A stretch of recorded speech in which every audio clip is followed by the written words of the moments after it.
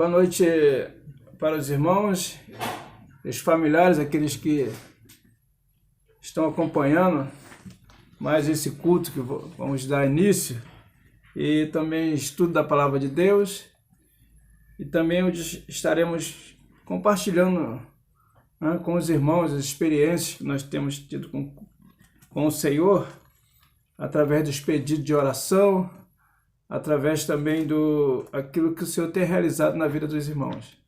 Igreja Batista Ebenezer, graças a Deus, junto com o pastor Renan, estou aqui na casa do pastor Renan, está aqui ao meu lado, para juntos nós nos fortalecer no Senhor, que é momento de nós buscarmos o Senhor. Nunca foi tão notório que devemos nos achegarmos a Deus, né? Diz, chegarmos a Deus, Ele chegará a vós. Então, cada vez mais tem que se aproximarmos de Deus pela fé. Amados irmãos, estudo bíblico, nós, como batista, principalmente, né, nós não abrimos mão, não podemos abrir mão disso, de estudo da palavra. Então, nessa noite nós estaremos desenvolvendo uma palavra em Êxodo capítulo 17, onde nós vamos ver esta realidade, a necessidade da palavra. Porque está escrito que haveria tempos que ia haver uma necessidade total da palavra. Por quê? Conhecimento, né? O meu povo pereceu ou perece por falta de conhecimento. E muitos têm perecido. Graças a Deus que a Igreja Batista Ebenezer, no meio desses momentos que nós estamos passando, mas não tem deixado de meditar na palavra. Nosso pastor Renan tem trago os estudos aí no decorrer da semana, tem acompanhado, e falta de alimento não é, porque temos um pastor que está preocupado com isso, tem se preocupado com isso, pastor Renan. Deus continue abençoando nosso pastor Renan. Viu, pastor? Continue abençoando. Amém.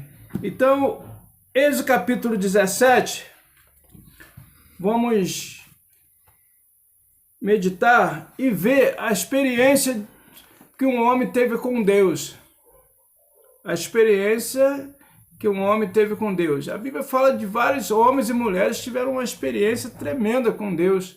Deus chamou eles, escolheu eles, e eles tiveram uma experiência com Deus. Todos que tem um encontro com Jesus, ele passa a ter uma experiência com Deus, através do nosso Senhor e Salvador Jesus Cristo. Então, Êxodo capítulo 17, a partir do versículo 8, os irmãos já acharam aí, não é isso? Vamos lá.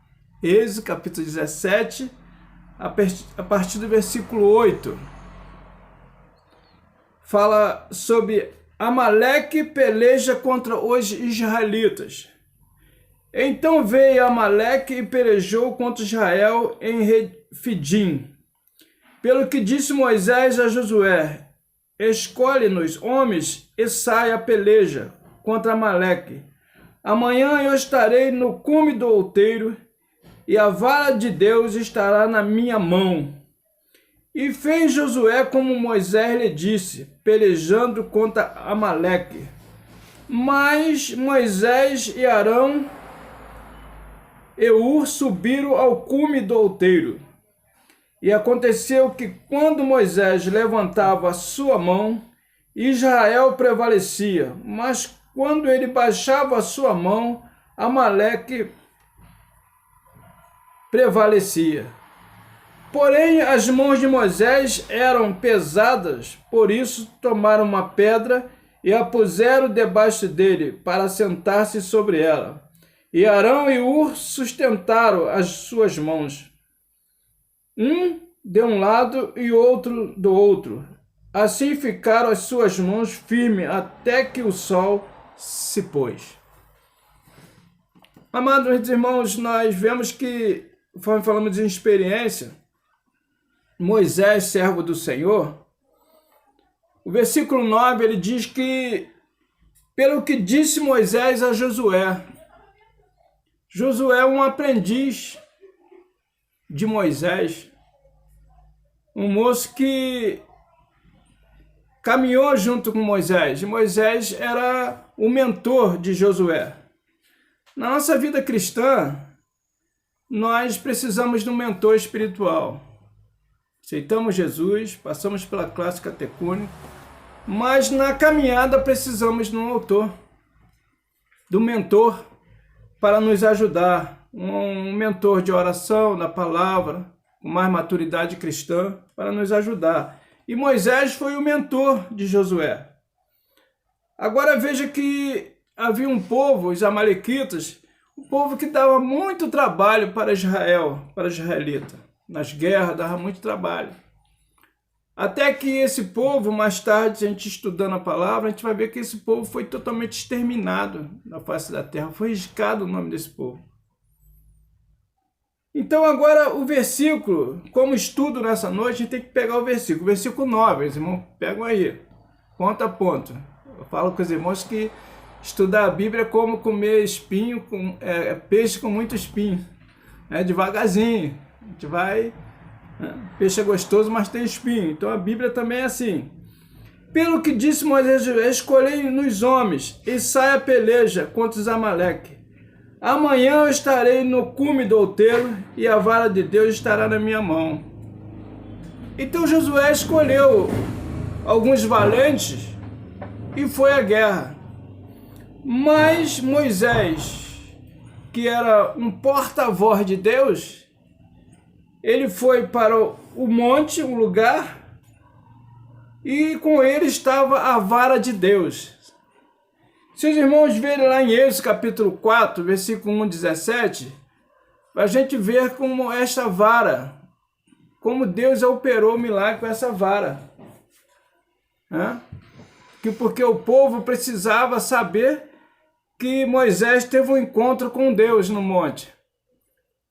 Então, o Senhor usou aquela vara que estava na mão de Moisés naquela oportunidade, ele era um pastor, e os pastores andavam com uma vara, tipo um cajado, e Deus falou para ele, coloca essa vara no chão. Aquela vara se tornou uma serpente, Moisés correu, que eu também me assustaria, me corria também. E agora Deus falou assim, agora você pega de novo essa vara. A vara se tornou uma serpente e Deus falou, você pega aí nessa serpente aí, e a serpente se tornou uma vara novamente. Então o israelita precisava saber que Moisés estava servindo, tinha tido encontro com um Deus verdadeiro, um Deus de milagre. Então eles tinham que ter esse entendimento. E depois pediu a Moisés que colocasse a sua mão no peito. E Moisés, então, em obediência, colocou a mão no peito. E a mão dele saiu totalmente leprosa. Saiu leprosa as mãos dele. Aí Deus falou assim, agora tire as mãos. Tire as mãos. E a mão estava limpa, totalmente limpa, um milagre. Então o israelita precisava saber disso, ter esse conhecimento, que Deus é um Deus que opera milagre. Deus é um Deus que opera milagre. Depois, irmãos, mais à frente, os irmãos vão observar que Moisés colocou alguns obstáculos que não tinha capacidade para fazer a obra de Deus. E Deus falou assim, eu sou o Deus que faço todas as coisas. Os irmãos vão ver lá no capítulo 4 de Êxodo. Mas, amados irmãos, então, versículo 9 diz que o Senhor fala, amanhã eu estarei no cume, a vara de Deus estará na minha mão. Essa vara de Deus, esses irmãos, se a gente observar segundo a palavra, ela simboliza o quê? Eu não gostaria de falar, se tivesse estudos, irmãos, a gente tem que correr um pouco com o horário, mas os irmãos iam me responder. Ela simboliza o quê? A palavra de Deus, a Bíblia. A vara simboliza a Bíblia. É a vara. Então veja que, por isso que, teologicamente, a gente falando que não retire a vara da criança. Essa vara pode simbolizar a palavra, não a vara, né? Uma vara, né? Como a gente conhece, mas essa vara pode se tornar também a palavra de Deus. Não retire o conhecimento, a educação da criança segundo a palavra de Deus. Muitas vezes, se a gente não vigiarmos, nós retiramos. Então, Moisés, ele precisava desta vara. Então, ele falou assim, e a vara, eu vou nesse lugar e a vara estará nas minhas mãos. Amados irmãos, o que está escrito lá no livro de João? Sem mim nada podeis, o quê? Os irmãos já têm a resposta. Sem mim nada podeis fazer. E Moisés, sem a presença de Deus, nada ele poderia fazer. Então aquela vara ali, ele estava sempre em suas mãos, mostrando as maravilhas de Deus ao povo de Israel. A Bíblia precisa estar sempre em nossas mãos, nossa mente, em nosso coração, para nós não pecar contra o Senhor. Então veja só. Então Moisés foi interceder e foi ali Arão e Hur subiram com Moisés. E o texto diz então no versículo 12, porém as mãos de Moisés eram pesadas. Porém as mãos de Moisés eram pesadas. Então eles falaram, Moisés, você precisa sentar-se. E Moisés assentou-se. E eles pegaram a mão de Moisés e sustentaram as mãos de Moisés. Então o texto diz que enquanto Moisés orava, Israel prevalecia. Enquanto Moisés orava, Israel prevalecia. Então, isso nos mostra o quê? Isso nos mostra o quê? Enquanto nós orarmos a Deus, estivermos em oração, o Brasil está em oração, todos os cristãos, a Igreja Universal, dos 4 cantos da terra, está orando. Enquanto nós estivermos orando, Deus está dando livramento.